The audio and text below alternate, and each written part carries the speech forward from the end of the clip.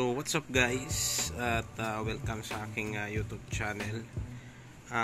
Yung video natin ngayon guys ay gusto ko lamang i-share sa inyo yung yung mga naibenta ko ngayong gabi ng mga coins.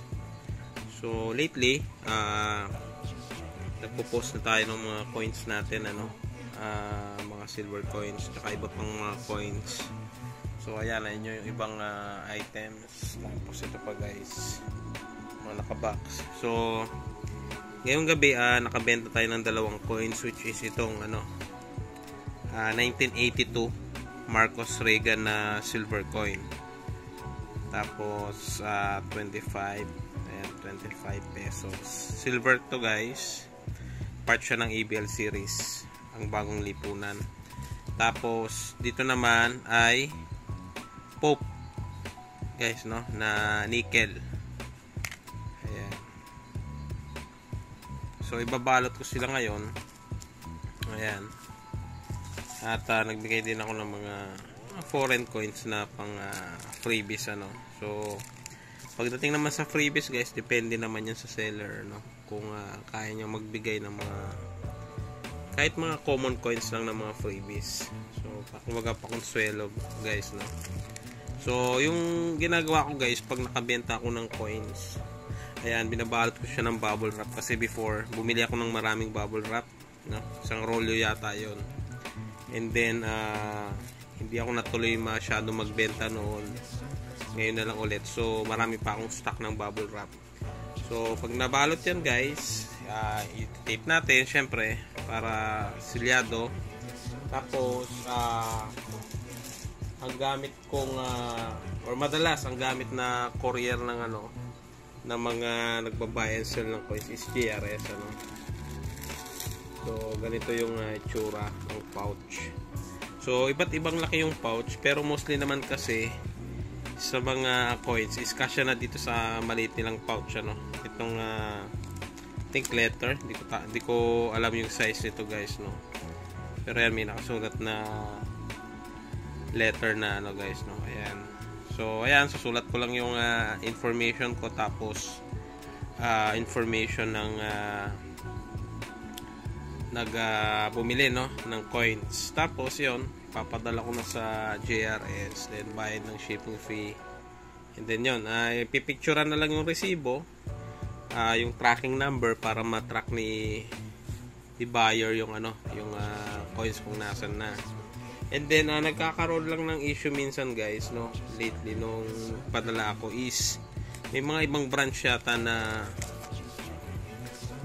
pagka wala yung tao mismo sa bahay is hindi nila basta-basta binibigay sa kasama nila sa bahay, which is good naman, na syempre.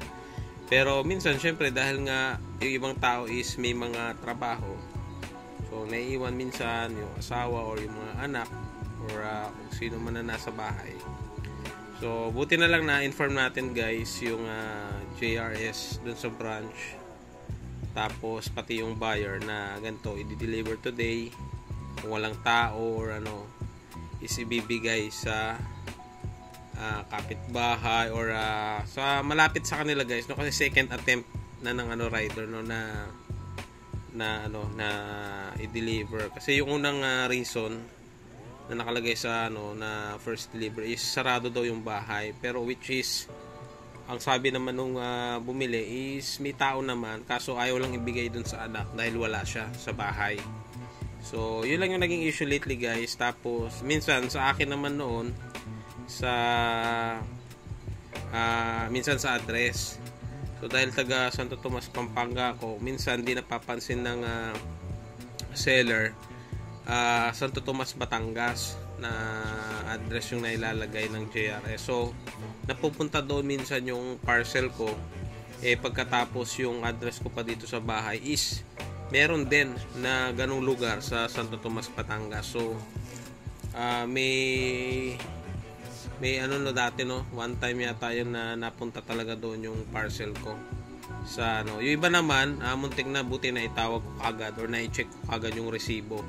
Although yung nakalagay sa sa pouch na ganito is sa Pampanga, pero yung na-input yata nila is sa Batangas. So anyway guys, ayan, babalutin ko na to at nakapagbukas na naman tayo. Last week nakapagbenta rin tayo, no? Medyo marami rin tayo na ibenta last week. Siguro around 15,000 yun. At tabla-tabla lang guys, no? Sa ngayon kasi napakahirap magbenta.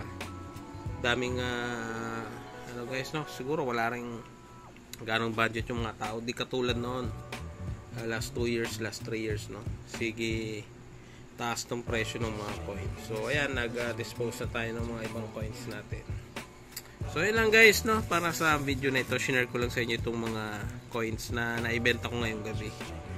So yun nga, demonetize yung channel natin ngayon. Pero tuloy-tuloy lang guys, no? Na mag-upload tayo ng mga